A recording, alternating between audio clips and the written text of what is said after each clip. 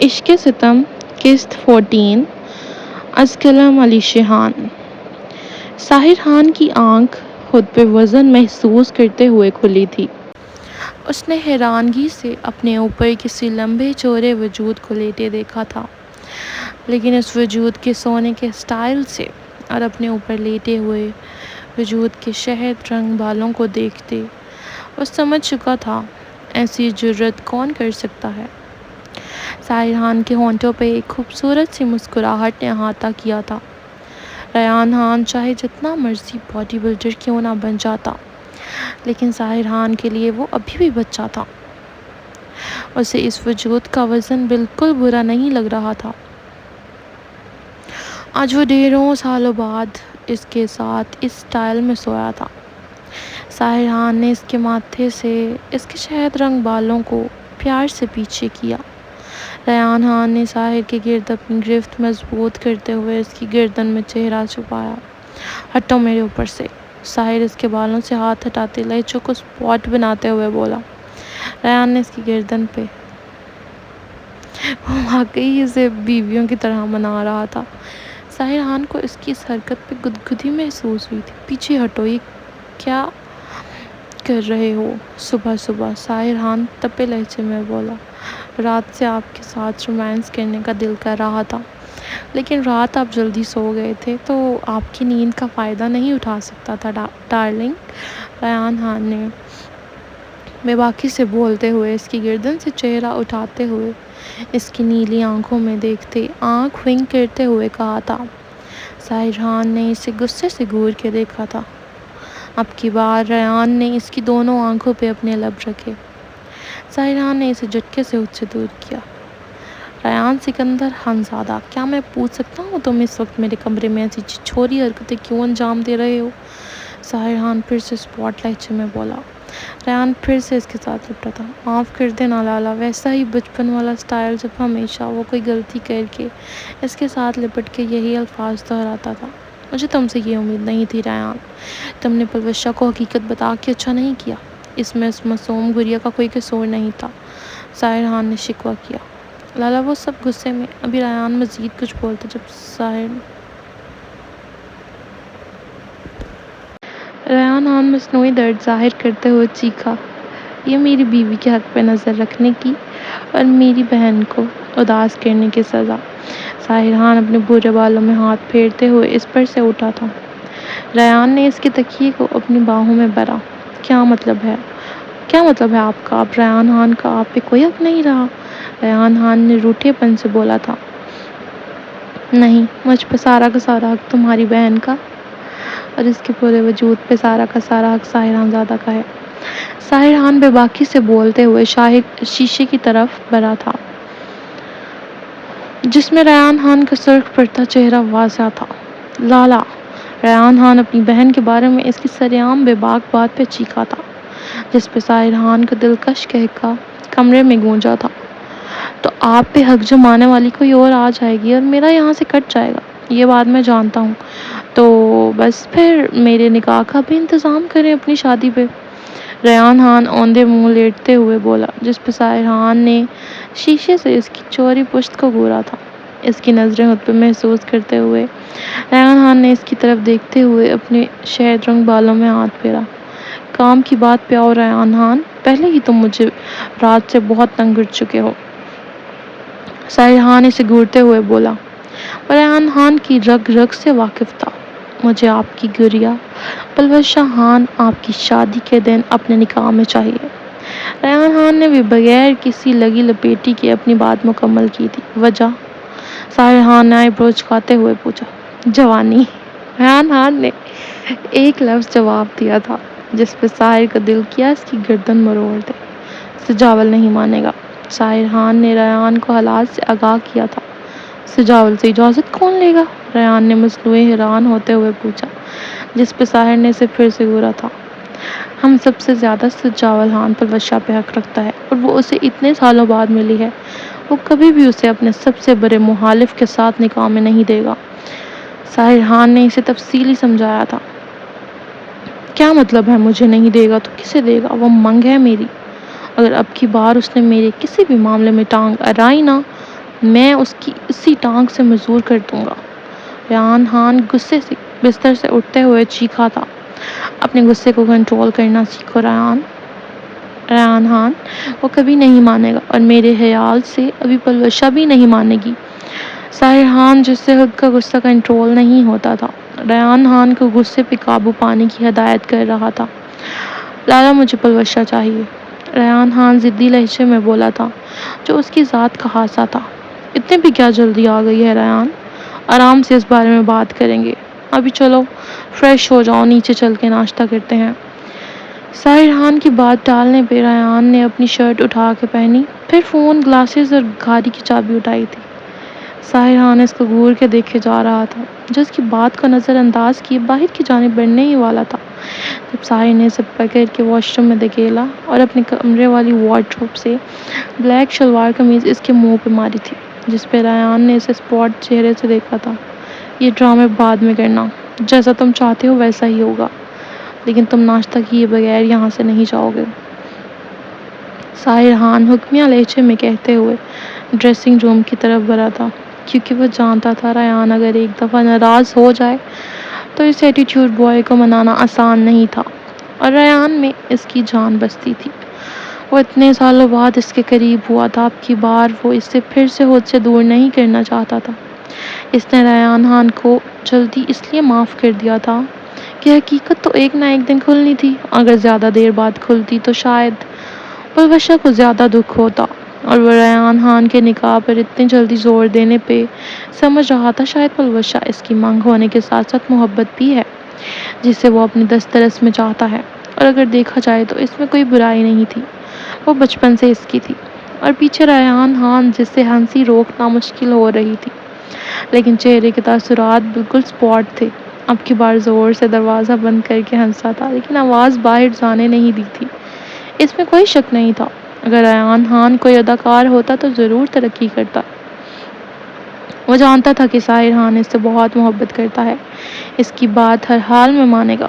ساحر خان سجاول سے بھی بہت محبت کرتا تھا، لیکن ریحان بچپن سے ہی ہر وقت ساحر کے ساتھ چمٹا رہتا تھا۔ وہ دونوں بلیک شلوار قمیض میں ملبوس بلیک ہی مردانہ شال لیے اکٹھے ڈائننگ روم میں داخل ہوتے ہوئے کوئی بات کر رہے تھے، جبکہ باقی سب ان دونوں لمبے چوڑے مضبوط جسامت کے خوبصورت پٹھانوں کو اتنی صبح کے وقت ایک ساتھ اوپر سے آتے ہوئے اور ایک ہی جیسی ڈریسنگ میں دیکھ کے حیران تھے۔ ریحان بچے خیریت اتنی صبح صبح؟ خانم بھی پیار سے ریحان خان سے پوچھتے اس کی طرف بڑھتے ہوئے اس سے مل رہی تھیں، جبکہ پلوشا منہ کھولے اسے صبح صبح یہاں دیکھ رہی تھی۔ سوائے سعدان کے سب یہاں موجود تھے، جو اپنے کمرے میں ہمیشہ کی طرح اپنی نیند پوری کر رہا تھا۔ اس نے پریوش کی ناراضگی کی وجہ سے پوری رات جاگ کے گزاری تھی، جو خود کو کمرے میں بند کیے بیٹھی تھی اور اب زبردستی کی مسکان چہرے پہ سجائے بیٹھی تھی۔ جی وہ لالا نے بلایا تھا رات میں، ریحان خان نے سارا ملبہ ساحر خان پہ ڈالا تھا، جس پہ ساحر نے اسے گھورا، جبکہ باقی سجاول خان، مراد خان اور حیدر خان سے ملنے کی زحمت اس نے ابھی تک نہیں کی تھی، اور سوائے پلوشا کے سب لڑکیوں کے سروں پہ ہاتھ رکھ کر گہری نظروں سے پلوشا کو اوپر سے نیچے تک دیکھتے ہوئے آنکھ ماری تھی، جو حیرانگی سے اپنی آنکھیں پھیلائے اسے یہاں دیکھ رہی تھی، اور اب اس کی اس حرکت پہ سٹپٹاتے ہوئے یہاں وہاں دیکھا، جسے دیکھتے ہوئے سب لڑکیوں نے معنی خیز نظروں سے پلوشا کو دیکھا تھا۔ وہ سب جانتی تھی پلوشا خان ریحان خان زادہ کی منگ ہے۔ ان سب کے ایسے دیکھنے پہ پلوشا سرخ پڑی تھی، ریحان خان کی ایسی حرکت بھروں میں کسی نے بھی نہیں دیکھی تھی۔ ریحان کو صبح صبح یہاں ایسی حرکتیں کرتے دیکھ کے سجاول خان کا خون کھول رہا تھا۔ بیٹھو ریحان خان، ناشتہ کرو گے یا میں اپنے ہاتھوں کا کرواؤں؟ ساحر خان اس کی بے باک حرکت پہ ایک ایک لفظ چباتے ہوئے بولا تھا۔ ساحر خان کی بات کا مطلب سمجھتے ہوئے ریحان خان اپنے شہد رنگ بالوں کو ماتھے سے پیچھے کرتے ہوئے کرسی پہ بیٹھا تھا۔ سجاول خان نے ساحر کی طرف ناراضگی سے دیکھا، جو اسی کے پاس بیٹھنے والا تھا، لیکن ریحان نے جان بوجھ کے ساحر کا ہاتھ پکڑ کے اسے اپنے پاس بٹھایا۔ ساحر نے ایک نظر سجاول کو اور ایک نظر ریحان کو دیکھا تھا۔ سالا حرکتیں ایسی کر رہا ہے جیسے پہلے دن کی دلہن ہو اور اپنے سسرالیوں سے ڈر کے اپنے شوہر میں پناہ چاہتی ہو۔ سجاول خان نے جلے کٹے دل سے سوچا، سجاول یہاں آؤ، ساحر نے سجاول کو پاس بلایا۔ لالا صبح صبح میرا کچھ کھانے کا دل نہیں چاہ رہا یار، پھر کبھی آؤں گا۔ ریان خان نے اس کا دھیان سجاول سے ہٹاتے ہوئے اسے مزید جلاتے ہوئے بولا۔ اس کی پلیٹ میں ساحر نے اسے گھورتے ہوئے اس کی پلیٹ میں ناشتہ رکھا تھا۔ چپ کر کے کھاؤ، نہیں تو میں تمہاری ایک بات نہیں مانوں گا۔ ریان سکندر خان اشارہ نکاح کی طرف تھا۔ ساحر خان سنجیدگی سے بولا تھا، جبکہ ریان خان نے دل جلانے والی مسکراہٹ سے سجاول کو دیکھا۔ سجاول کا ان دونوں کا رومانس دیکھتے ہوئے اب کی بار بس ہوئی تھی۔ وہ اپنا چمچ زور سے پلیٹ میں پٹکتے ہوئے باہر کی جانب بڑھا۔ سجاول ناشتہ کرو واپس آ کے، ساحر خان نے بلند آواز میں سے پکارا۔ آپ کریں اپنی محبوبہ کے ساتھ ناشتہ، میں زہر کھا لوں گا باہر سے۔ سجاول خان غصے سے چیختے ہوئے باہر کی طرف نکلا، جبکہ باقی سب لڑکیاں حیرت سے اپنے اتنے سنجیدہ بھائیوں کو یوں بچوں والی حرکتیں کرتے دیکھ رہی تھیں۔ سجاول خان کی بات پہ سوائے ریان اور ساحر کے سب کا مشترکہ قہقہ گونجا تھا۔ ساحر خان اپنا سر پکڑ کے رہ گیا۔ ان کی حرکتوں پہ حیدر خان کو خوشگوار حیرت ہوئی تھی۔ ریان خان تو ایسے ناشتہ کر رہا تھا جیسے اسے سجاول کی کسی بات سے کوئی فرق نہ پڑا ہو۔ البتہ اس کے کلیجے میں ٹھنڈ پڑ چکی تھی۔ مراد خان اور حیدر خان کو آج جرگے پہ جانا تھا، اس لیے وہ جلدی سے ناشتہ کرتے ہوئے وہاں سے نکلے تھے، جبکہ خانم بھی اور روشنا خان بھی ریان کو پیار کرتے ہوئے اپنے کمروں کی طرف بڑھی تھی۔ لالا آپ کی میٹنگ تھی نا، تو آپ کب جائیں گے؟ ریان خان نے سر کھجاتے ہوئے آہستہ آواز میں پوچھا، جبکہ نظریں پلوشہ خان کی طرف تھیں جو سر جھکائے پلیٹ میں چمچ گھما رہی تھی۔ وہ پلوشہ سے ملنا چاہتا تھا۔ اس کی بات اور نظروں کا مطلب سمجھتے ہوئے ساحر کا دل کیا اس پہ باک انسان کو اس حویلی سے باہر پھینک دے جو صبح سے ہر کسی کا دل جلا رہا تھا۔ تم بھی میرے ساتھ ہی چل رہے ہو ریان خان زادہ؟ ساحر خان ایک سائیڈ کا مسکراتے ہوئے بولا، جس پہ ریان خان منہ بنا کے رہ گیا۔ کچھ دیر بعد ساحر خان اپنا فون لینے اپنے کمرے میں گیا تھا کہ ریان نے سب لڑکیوں کو وہاں سے جانے کا اشارہ کیا۔ گلبہار اپنی شرارتی آنکھوں سے ریان کو دیکھتے وہاں سے جا رہی تھی، جس پہ ریان نے مسکراتے ہوئے اس کے سر پہ ہلکی سی چپت لگائی تھی۔ ان سب کو یوں اچانک اٹھتے دیکھ کے پلوشہ بھی اٹھنے ہی والی تھی جب ریان نے اسے ہاتھ پکڑ کے روکا۔ پلوشہ خان اس کی نظروں سے کانپ رہی تھی۔ آج اس کے دیکھنے کا انداز بہت مختلف اور نرم تھا۔ وہ ابھی یہی سوچ رہی تھی، کیسی ہو میری وشا؟ ریان خان نے اس کے خوبصورت چہرے کو دیکھتے ہی اسے ایک نئے خوبصورت نام سے نوازا تھا، جس پہ پلوشہ نے اپنی بڑی بڑی ڈارک براؤن آنکھوں میں حیرانگی لیے اسے دیکھا، جیسے شاید اسے غلطی لگ گئی ہو۔ اس کی حیرانگی دیکھتے ہوئے ریان خان نے اپنی مسکراہٹ روکتے ہوئے اسے پھر سے پکارا تھا، وشا کیسی ہو؟ ریان خان نے اس کے چاکلیٹی براؤن بالوں کی لٹ کو اپنے ہاتھ پہ لپیٹتے ہوئے پھر سے پکارا۔ اس کے پھر سے اتنے پیار سے وشا پکارنے سے پلوشہ کے نرم گال سرخ پڑے تھے۔ میری بات نہ مان کے تم نے اچھا نہیں کیا تھا وشا، میں اپنے وعدے کے مطابق تمہیں اپنی دسترس میں لے کے دکھاؤں گا۔ ریان خان اس پہ اپنی گرفت سخت کرتے ہوئے بول رہا تھا، شاید وہ اس کی آواز سننا چاہتا تھا۔ پلوشہ کو لگا اس کی پسلیاں ٹوٹ جائیں گی، اور وہیں ریان خان نے پچھلے 2 ہفتے پلوشہ کو دیکھے بغیر کیسے گزارے تھے یہ صرف وہی جانتا تھا یا اس کا خدا۔ آج اس کو اپنے سامنے اپنے اتنے قریب دیکھ کے رگوں پہ میں سکون کی لہر دوڑ رہی تھی۔ پلوشہ خان اس کے حصار میں کانپتی مزاحمت کرتے یہاں وہاں دیکھ رہی تھی کہ کوئی آ نہ جائے۔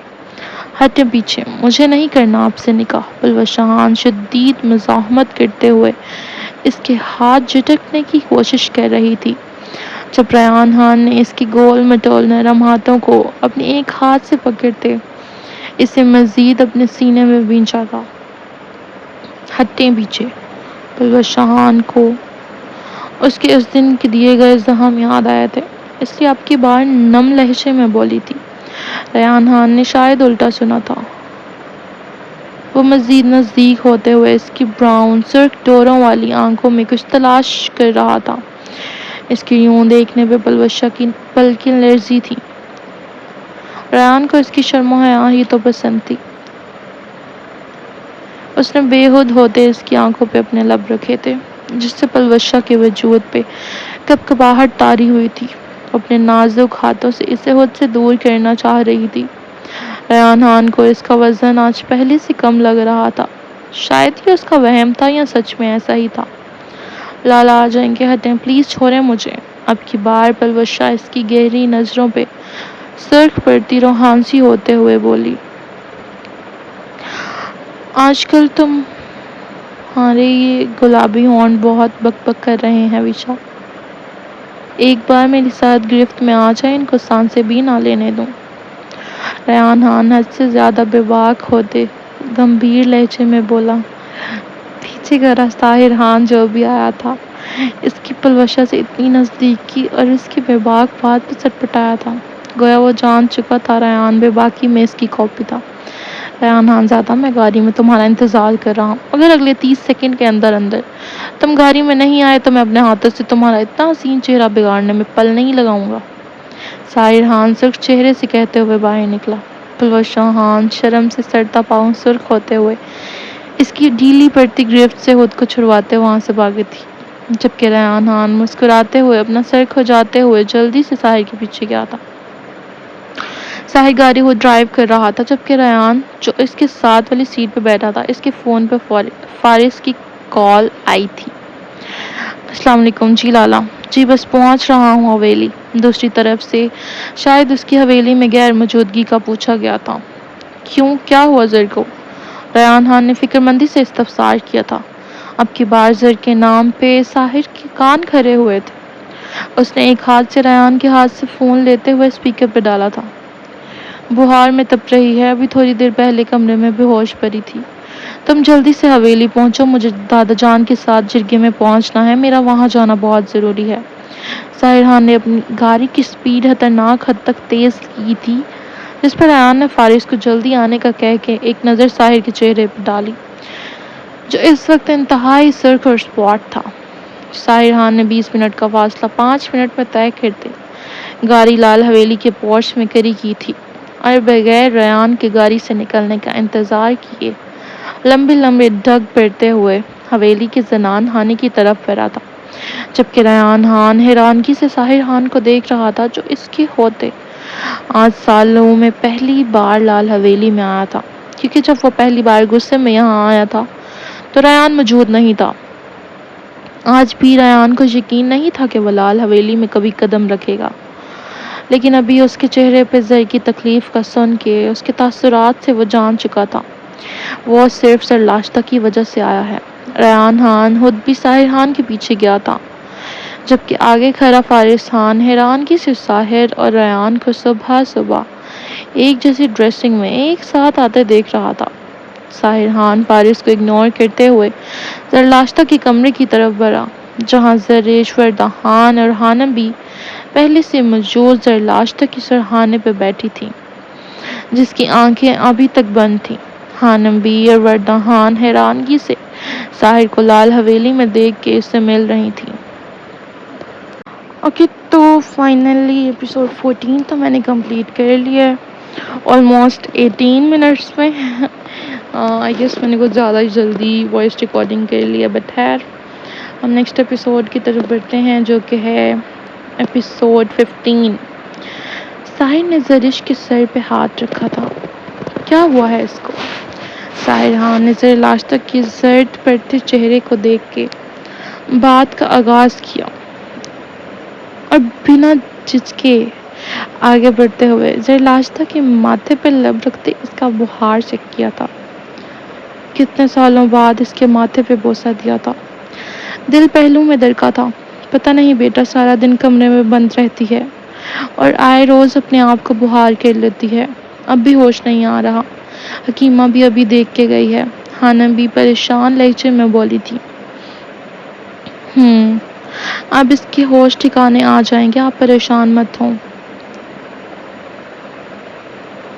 پتہ نہیں ان سب آنکھوں کو بند دیکھ طاہر خان نے اب کی بار بے اختیار ہوتے سرلاشتا کے پھولے گالوں پہ اپنے لب رکھے تھے۔ پتہ نہیں ان سب آنکھوں کو بند دیکھ کے کیسی بے چینی نے آن گھیرا تھا۔ باقی سب اس کی بے باکی پہ آنکھیں پھارے اسے دیکھ رہے تھے، جو اپنے طریقے سے سرلاشتا کو اٹھانے کی کوشش کر رہا تھا۔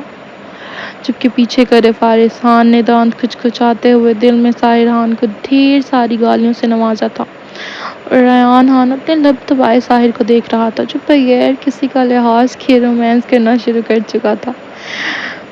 ابھی ظاہر خان مدہوشی میں جھک کے جب فارس خان آ رہا تھا، ریحان خان سٹپٹاتے ہوئے اپنے شہد رنگ بالوں میں ہاتھ پھیرتے ہوئے وہاں سے نکلتے اپنے کمرے کی طرف بڑھا تھا، کیونکہ ظاہر کی موجودگی میں زر کا حال پوچھنا ناممکن بات تھی۔ ظاہر خان بدمزہ ہوتے پیچھے ہٹا اور مصنوعی سی حیرت سے سب کو دیکھا تھا۔ آپ سب لوگ ابھی تک یہیں پہ ہیں؟ آئیبرو چکاتے ہوئے پوچھا گیا تھا، جبکہ باقی سب آنکھیں پھیلائے اپنی بے عزتی پہ فوراً سے پہلے وہاں سے رفو چکر ہوئے تھے۔ حانبی تو اپنے داماد کو دیکھ کے رہ گئی، وہ سب مزید اس کی بے باکی نہیں دیکھ سکتے تھے، جبکہ زرش خان کی تو اس اتھرے بندے کو رومانس کرتے دیکھ کے آنکھیں پھٹی تھی۔ وہ آنکھوں پہ ہاتھ رکھتے ہوئے وہاں سے کھسکی تھی۔ تمہیں انویٹیشن دینا پڑے گا جانے کے لیے، یا تمہیں شوق ہے اور کسی کی پرائیویسی میں کباب میں ہڈی بننے کا؟ ظاہر خان آئیبرو چکاتے ہوئے فارس خان سے استفسار کر رہا تھا۔ نکل میری بہن کے کمرے سے ابھی کے ابھی۔ فارس خان اس کی باتوں پہ تپتے ہوئے دارا، جبکہ ظاہر اس کی بات کو نظر انداز کیے۔ فارس خان شدید غصے کے عالم میں پاس پڑی ڈریسنگ ٹیبل پہ پڑی شیشے کی پرفیوم اس کو پھینک چکا تھا جو ظاہر خان کیچ کر چکا تھا، لیکن چہرہ اب بھی نہیں اٹھایا تھا۔ فارس خان کی سبز آنکھوں میں غصے سے سرخی چھائی، وہ اس پر لعنت بھیجتے غصے سے دروازہ زور سے بند کرتے وہاں سے نکلا تھا۔ اگر اپنے لالا کے سامنے اس کی اتنی بے باکی زرلاشتہ دیکھ لیتی تو وہ ضرور اللہ کو پیاری ہو جاتی۔ ظاہر خان نے کہکہ لگاتے ہوئے زرلاشتہ کی گردن سے اپنا چہرہ اٹھا کے اس کے معصوم چہرے پہ نظر دہرائی تھی۔ اس کے بخار سے تپتے چہرے کو دیکھ کے وہ پھر سے سنجیدہ ہوا تھا۔ زرلاشتہ ظاہر خان سایہ بنتے زرلاشتہ کے اوپر سایہ فگن ہوا اور اس کے کان میں سرگوشی کی، لیکن زرلاشتہ کی آنکھیں ہنوز بند تھیں۔ زرلاشتہ کو لگا تھا وہ مرنے کے قریب ہے۔ اپنی سانسیں بند ہوتی محسوس کرتے ہوئے اس نے آہستہ آہستہ اپنی سبز آنکھیں کھولنی شروع کی تھی۔ اس کی 14 طبق روشن ہوئے تھے، لیکن وہ اس لمس اور اس شخص کی خوشبو محسوس کر کے اسے پہچان چکی تھی۔ اس کے سینے پر زور سے ہاتھ مارتے ہوئے خود سے پیچھے کرنا چاہا، لیکن وہ جو جھکا تھا پیچھے ہٹنا بھول چکا تھا۔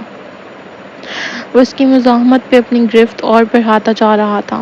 بالآخر زرلاشتہ نے بے بسی اور نکاہت سے اپنی مزاحمت ترک کر دی۔ ظاہر خان کو جب لگا اس کا وجود بے جان ہو رہا ہے تو وہ پیچھے ہٹ گیا۔ زرلاشتہ کی سانسیں بہت زیادہ پھول چکی تھیں۔ اس کے تیز تیز سانس لینے سے اس کے جسم کے حد و حال ایک خوبصورت منظر پیش کر رہے تھے۔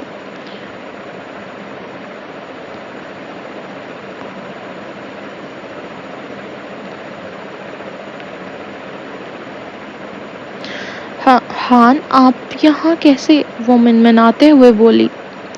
ظاہر خان نے جواب دینے کی بجائے پھر سے جھک کے دیکھیں آپ جائیں یہاں سے، کوئی آ جائے گا۔ اس کے پیچھے ہونے پہ زرلاشتہ روحانسی ہوتے ہوئے بولی۔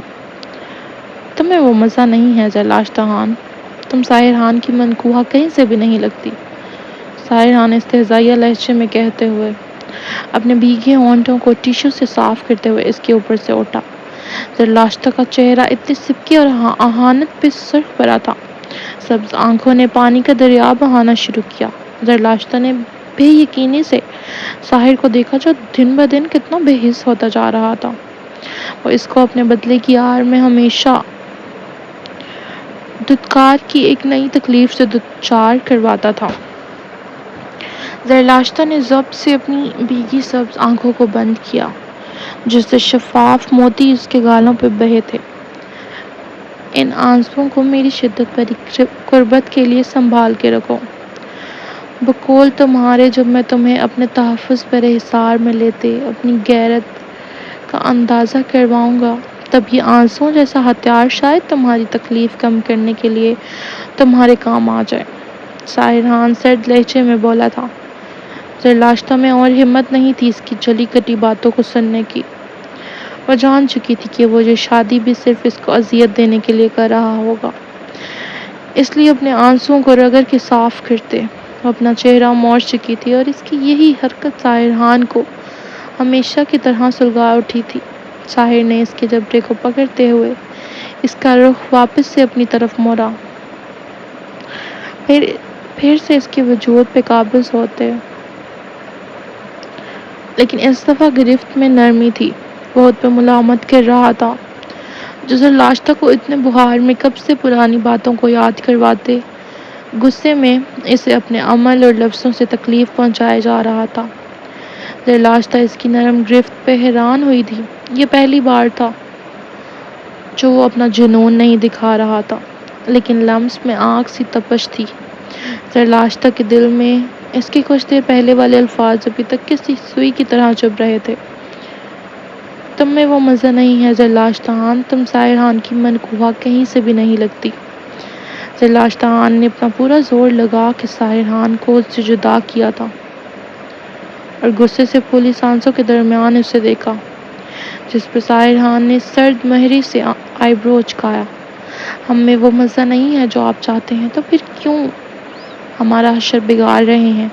جائیے کسی ایسی لڑکی سے شادی کیجیے جو آپ کی بیوی بننے کے لائق ہو، جس میں مزہ ہو۔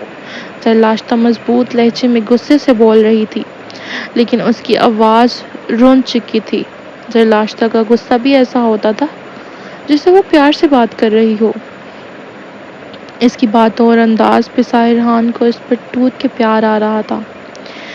بے ساہتا اس نے اپنی مسکراہٹ ضبط کرنے کے لیے اپنے نچلے لب کو دبایا، تو گویا وہ ظاہر خان کی پہلے والی بات کو قربت کے مزے سے تشبیہ دے چکی تھی، جبکہ ظاہر کا اشارہ اس کے ڈرپوک ہونے پر تھا۔ ظاہر خان کا دل کیا وہ اس کی باتوں اور انداز پہ کہکے لگائے، لیکن پھر اپنا چہرہ سپاٹ بناتے ہوئے گویا ہوا تھا، فکر نہ کرو، دادا جان کو مجھ سے زیادہ جلدی ہے میری دوسری شادی کی، وہ ہیرا خان کو میرے لیے پسند کر چکے ہیں۔ ظاہر خان کے الفاظ زرلاشتا خان کی روح تک کو چھلنی کر چکے تھے۔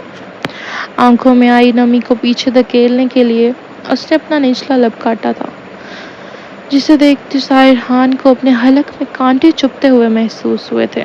زرلاشتا خان نے اب کی بار کوئی جواب نہ دیا تھا، نہ ہی آنسو بہائے تھے۔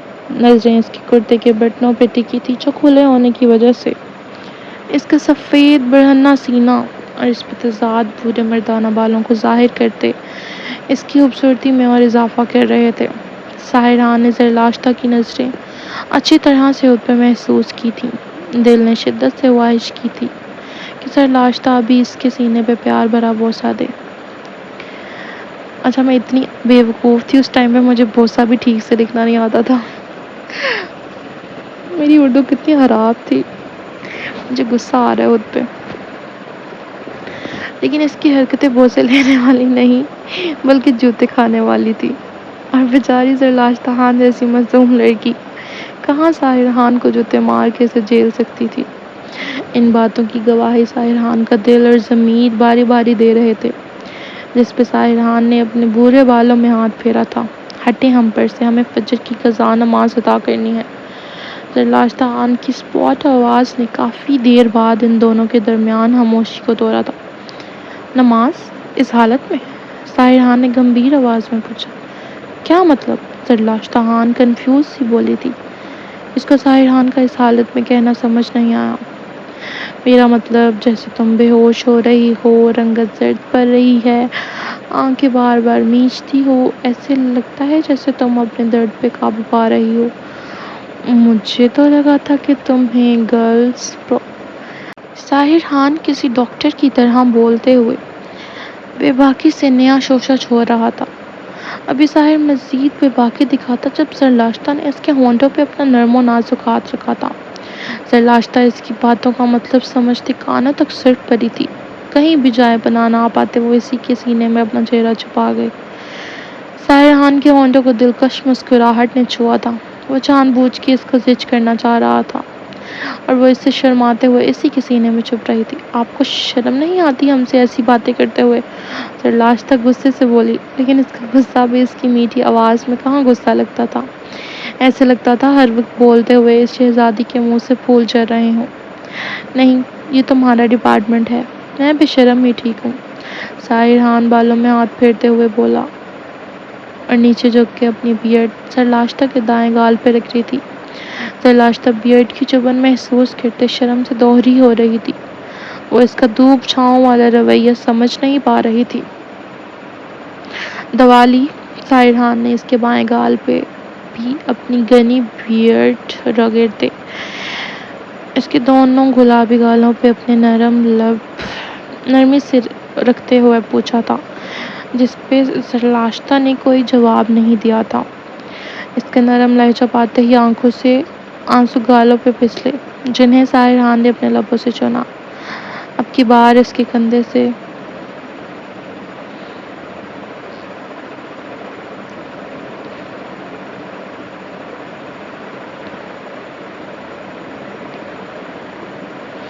ظاہر خان اب کی بار اس کی شرٹ درست کرتے دروازہ کھول کے باہر دیکھا، جہاں سے ریان گلاسز لگائے ہوئے باہر کی جانب بڑھ رہا تھا۔ ریان، ظاہر خان نے اسے بلند آواز میں پکارا۔ جی لالا، سرلاشتہ کے لیے ناشتہ منگواؤ، اس کو دوا کھانی ہے جس کے لیے ناشتہ کرنا ضروری ہے۔ ریان خان نے سر ہاں میں ہلاتے زلیخا کو ناشتہ لانے کا بولا اور خود سرلاشتہ کا حال پوچھنے اندر جانے ہی والا تھا جب دروازے پہ کھڑے ظاہر خان نے اپنا بازو آگے کرتے ہوئے اسے روکا اور اپنا آئی برو اچکایا تھا۔ مجھے سر کی طبیعت جاننی ہے لالا۔ ریان خان اس کے راستہ روکنے پہ بھنا اٹھا تھا۔ میرے آنے کے بعد وہ بالکل ٹھیک ہو چکی ہے۔ تم اب جا سکتے ہو ریان خان، ظاہر خان دل جلانے والی مسکراہٹ کے ساتھ بولا، جبکہ سرلاشتہ خان تو کب سے حیران پریشان ظاہر خان کو دیکھ اور سن رہی تھی۔ اسے لگا تھا وہ ناولز کے ہیروز کی طرح چھپ چھپا کے آیا ہوگا، لیکن وہ تو سرعام اس کے لیے ناشتہ منگوا رہا تھا، اور ریان خان کی باتوں سے بھی ایسا لگ رہا تھا جیسے وہ ظاہر خان کے کمرے میں موجودگی کے بارے میں جانتا ہو۔ ظاہر خان سرلاشتہ کی سمجھ سے باہر ہوتا جا رہا تھا۔ شرم و حیا سے وہ کی سرخ گلاب لگ رہی تھی۔ کیوں، ایسا کون سا جادو کیا ہے آپ نے؟ ریان خان نے دانت پیستے ہوئے پوچھا۔ ایسے ہوش ٹھکانے لگائے ہیں کہ اب شادی سے پہلے ایک بار بھی بے ہوش ہو گئی تو میرا نام بھی ظاہر خان زیادہ نہیں۔ ظاہر خان نے نچلا لب کاٹتے ہوئے باقی کے سارے ریکارڈ توڑتے ہوئے بولا، لالا یار کیا ہے؟ وارث لالا صحیح آپ کا منہ سجاتے ہیں۔ ریان خان نے اس کے جواب پہ سٹپٹاتے ہوئے اپنے سوال پوچھنے پر پچھتایا تھا اور سرخ چہرے سے چیختے ہوئے باہر کی جانب بڑھا، جبکہ وہ ظاہر خان جو اس کی چیخنے پہ کہکا لگا کے اس کا مزید دل چلا رہا تھا، وارث خان کے ذکر میں منہ بناتے ہوئے دروازہ زور سے بند کیا۔ سرلاشتہ خان تو اپنے لالا کے ساتھ ظاہر کی بے باک باتیں سنتے ہوئے شرم سے کروٹ لیتی ہوئی اپنا چہرہ تکیے میں چھپا چکی تھی۔ گال دہک کے لال انگارہ ہو رہے تھے اور اس کو اپنے کانوں سے دھوئیں نکلتے محسوس ہو رہے تھے۔ اب اس کے دروازہ بند کرنے پہ زور سے اچھلی تھی، لیکن چہرہ ہنوز تکیے میں چھپایا ہوا تھا۔ ابھی ظاہر خان اپنی شرمیلی منکوہا کی طرف بڑھتا جب دروازہ نوک ہوا تھا۔ ظاہر نے دروازے کھولتے سامنے ملازمہ سے ناشتہ لیتے پھر سے دروازے کو بند کیا، جبکہ وہ ملازمہ حیرانگی سے ظاہر خان کو سرلاشتہ خان کے کمرے میں دیکھ رہی تھی، لیکن اپنے منہ پر اس کے دروازے کو بند کرنے پہ ہڑبڑاتے ہوئے وہاں سے بھاگی تھی۔ ظاہر خان نے ناشتے کی ٹرے سائڈ ٹیبل پہ رکھتے سرلاشتہ کی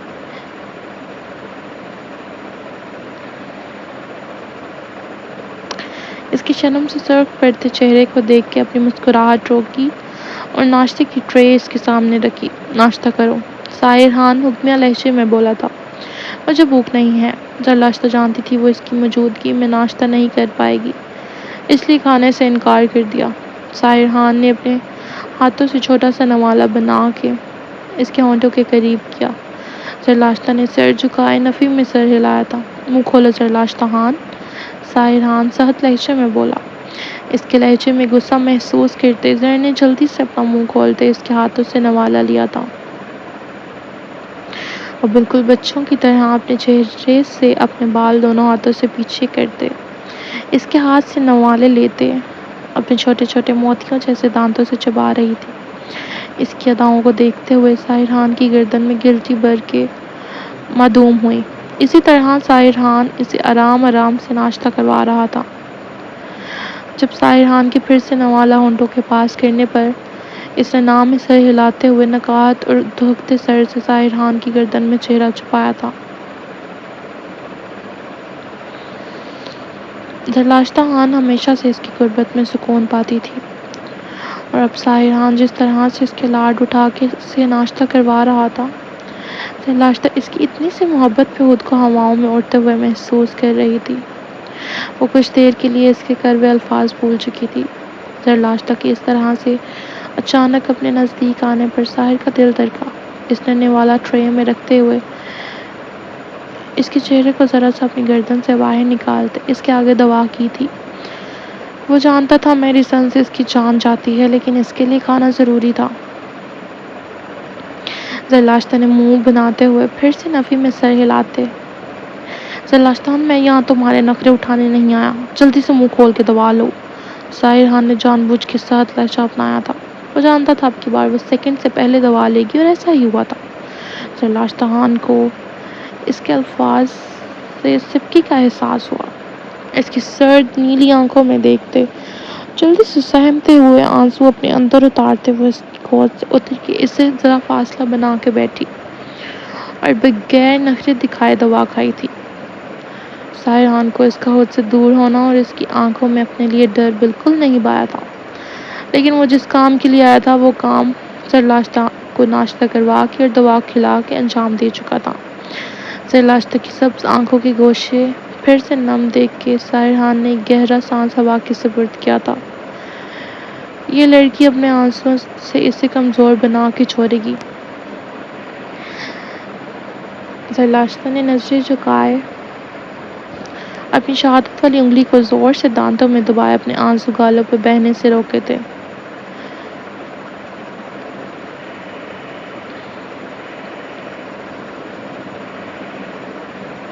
اس کی اس حرکت پہ زر کے گال دھکے تھے۔ زرلاشتہ خان میرے نرم لہجے کو پا کے یہ مت سمجھنا کہ میں نے تمہیں معاف کر دیا، بلکہ اس سب کے پیچھے میرا مقصد تم سے صحیح سلامت شادی کر کے تمہیں اپنی نفرت بری قربت سے روشناس کروانا ہے۔ سائرہان اپنے نرم لہجے کو محسوس کرتے اب کی بار بے حسی سے بولا، جس پہ زرلاشتہ اپنے حد سے زیادہ چکراتے سر اور اس کے بے حس الفاظ کو نظر انداز کرتے اٹھ کے وضو کرنے کی نیت سے واش روم کی طرف بڑھ ہی رہی تھی، جب زوردار چکر آنے پر وہ لڑکھڑائی، جسے دیکھتے سائرہان ایک ہی جست میں اس کے پاس پہنچا اور اسی لیے بیڈ کی طرف بڑھا۔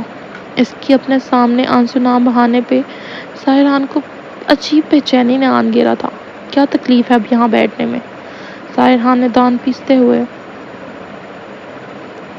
جس پہ زرلاشتہ نے اپنی بڑی بڑی سبز آنکھیں اٹھا کے اسے دیکھا۔ کتنے ہی شکوے تھے ان بھیگی آنکھوں میں، جس سے سائرہان نے نظریں چراتے اس کے شہد رنگ بالوں میں اپنا چہرہ چھپایا۔ زرلاشتہ کی دھڑکنوں نے سپیڈ پکڑی تھی۔ کچھ بولو گی یا لگاؤں تمہارے ہوش ٹھکانے؟ اس کی مسلسل خاموشی پہ سائرہان نے کیک کھانا ہے 8 سالوں بعد فرمائش کی بھی تھی تو کیا؟ سارے پرانے زخم پھر سے تازہ ہوئے تھے۔ بچپن میں سائرہان جب بھی زرلاشتہ کے بیمار ہونے پر اس کو دوا کھلاتا تھا تو اس کے بعد اس کے لیے چاکلیٹ کیک بھی لے کے آتا تھا، جو وہ اکیلی بیٹھ کے اس کے سامنے کھاتی تھی۔ وہ دوا صرف سائرہان کے ہاتھ سے کھاتی تھی، کیونکہ اس کے بعد زرلاشتہ کی ہر خواہش سائرہان پر پوری کرنا فرض ہوتا تھا۔ اس کی فرمائش پہ سائرہان نے گلے میں گلٹی سی بھر کے معدوم ہوئی۔ زرلاشتہ نے اس کی لیکن سائرہان کو دور نہیں ہونا تھا تو وہ نہیں ہوا تھا۔ میری دوسری شادی کی خبر کی خوشی میں کیک کھانا ہے زرلاشتہ خان کو۔ اپنی منمانی کرتے وہ پیچھے ہٹا اور سنجیدہ چہرے سے آئی برو اچکاتے ہوئے استفسار کیا۔ اس کے اس جواب پہ کتنے ہی آنسو اندر اتارنے کے باوجود پلکوں کی باڑ توڑتے زرلاشتہ خان کے گالوں پہ گر رہے تھے۔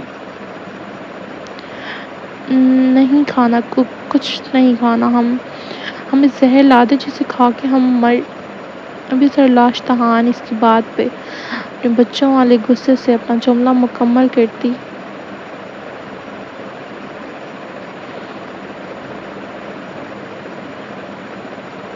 شادی کے دن تک خود کو اب تمہاری جان بخشی کسی صورت نہیں ہوگی، وہ گمبھیر لہجے میں بولتے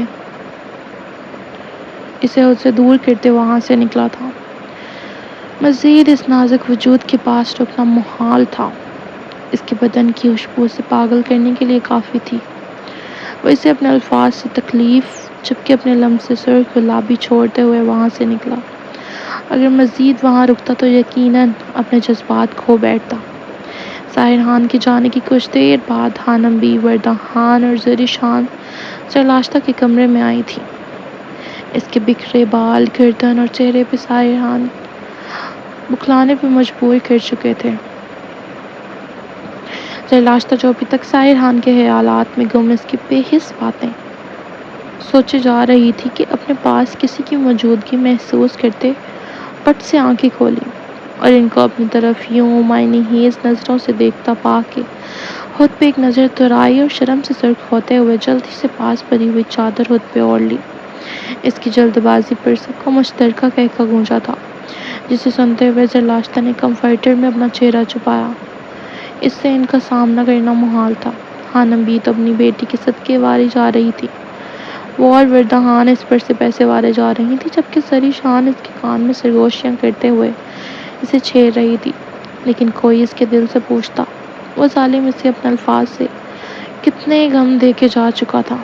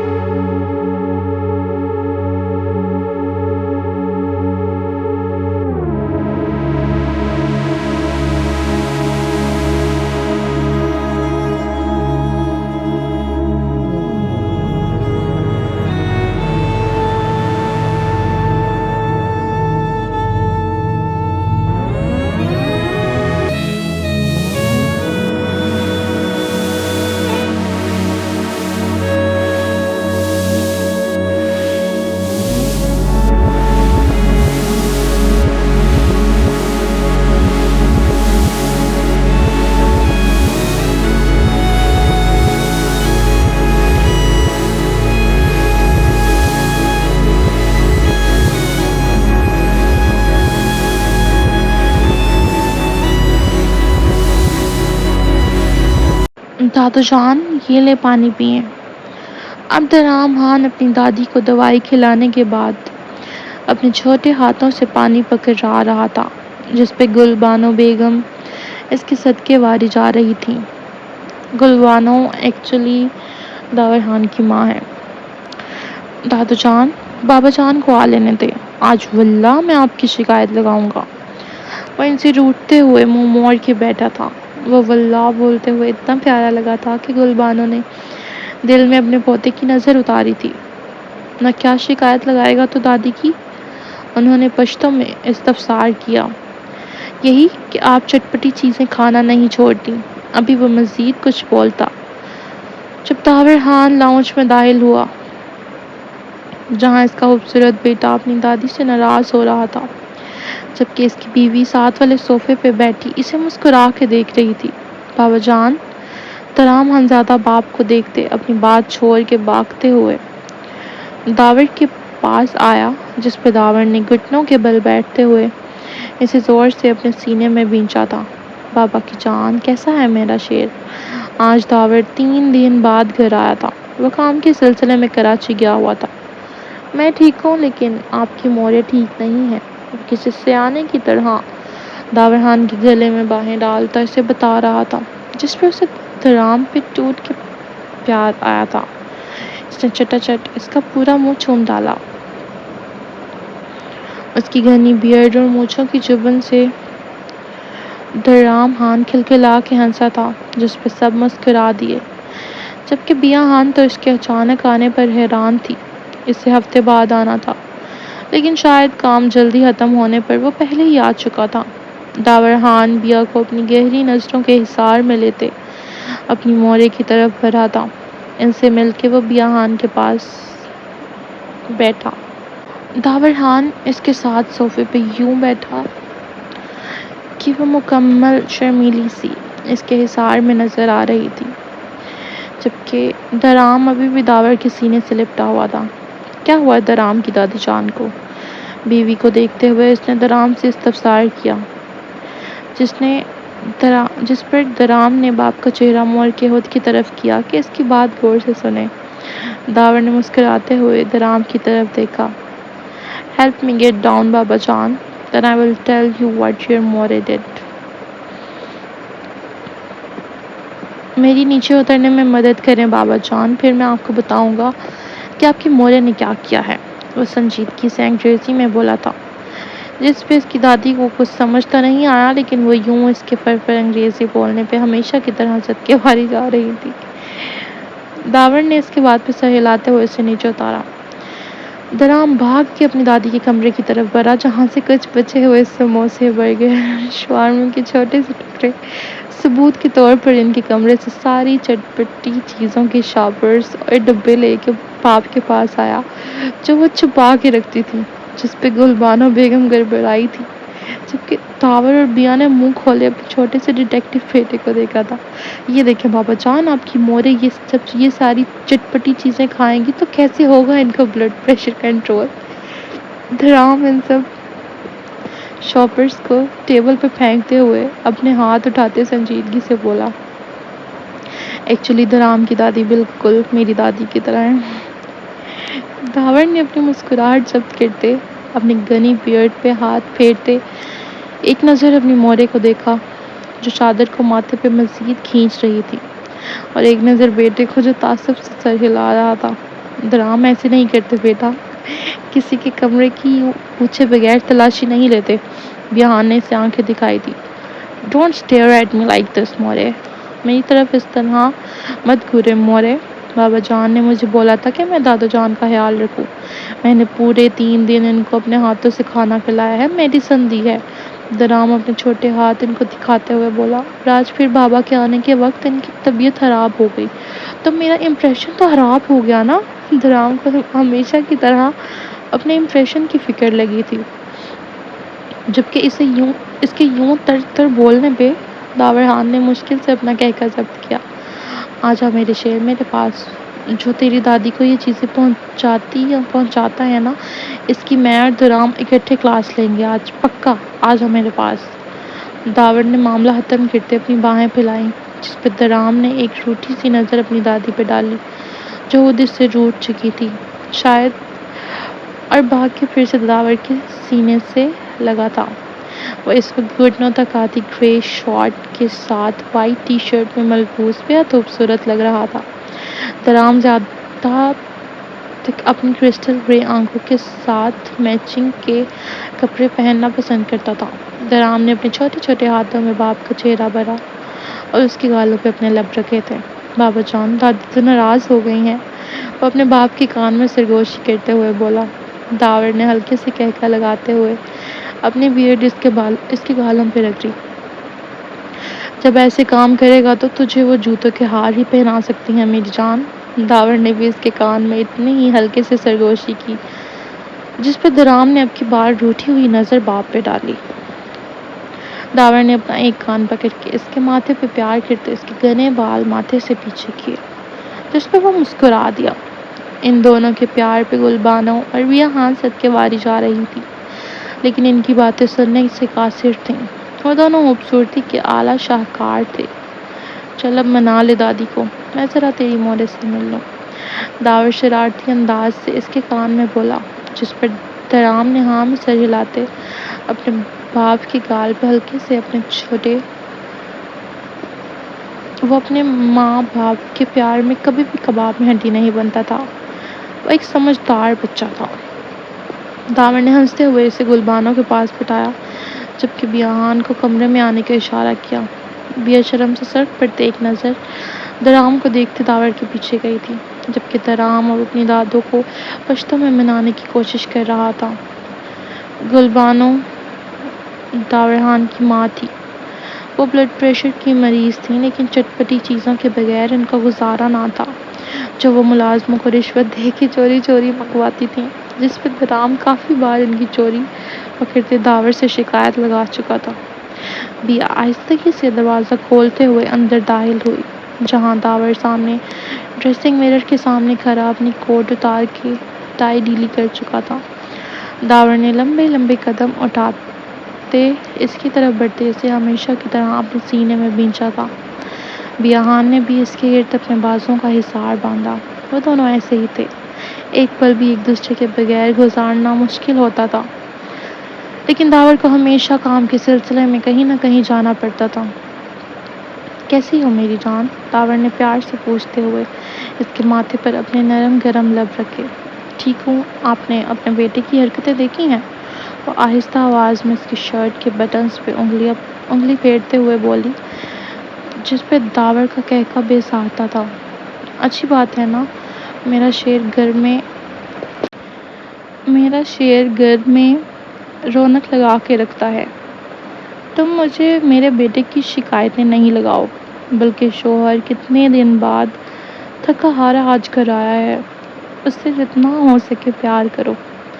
داورحان اس کے گالوں پہ اپنے لب رکھتے شوق لہجے میں بولا، جس پر بیا نے اپنی گرے کرسٹل آنکھوں سے اسے گور کے دیکھا تھا۔ داورحان نے اچھا، یہ سین جو ہے نا وہ لاسٹ سے تھوڑا ہی رہ گیا، جسٹ تھوڑی سی لائنس رہ گئی ہیں، بٹ جو میرا دوسرا فون ہے جہاں سے میں ریڈ کر رہی تھی ایپیسوڈ کو، وہ آف ہو گیا ہے، اس کی بیٹری ختم ہو گئی ہے، تو ابھی اس طرح سے نا پھر مجھے پڑھنے میں مسئلہ ہوتا ہے۔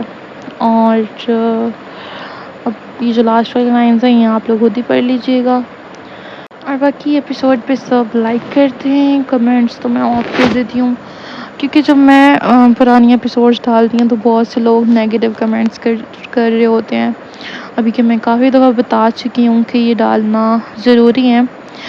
جو بھی ہے، اللہ حافظ، سب اپنا خیال رکھیے گا۔